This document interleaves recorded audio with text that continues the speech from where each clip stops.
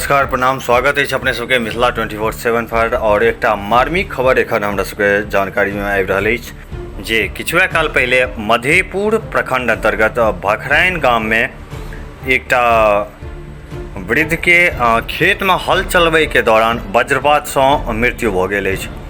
एहन तरह के खबर सामने आबि रहल अछि। जानकारी के अनुसार वृद्ध अपन खेत में हल चला रहल छलाह, जाहि क्रम में वज्रपात भेला से हुनकर मृत्यु भ गेल।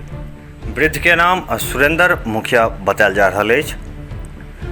और सबके बता दी जे मधेपुर प्रखंड अंतर्गत भखराइन गाम में जे छै किछुए काल पहले एकटा वज्रपात से एकटा वृद्ध के मृत्यु भ गेल अछि, जिनक नाम सुरेंद्र मुखिया बतायल जा रहल अछि। जानकारी के अनुसार वृद्ध अपन खेत में हल चला रहल छलाह, जाहि क्रम में ई घटना भेल अछि।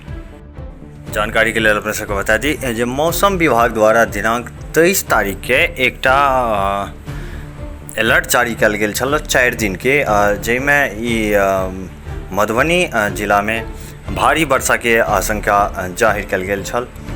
और वो लगातार मौसम अपने सब देख सकै छी जे एखुनका की स्थिति अछि।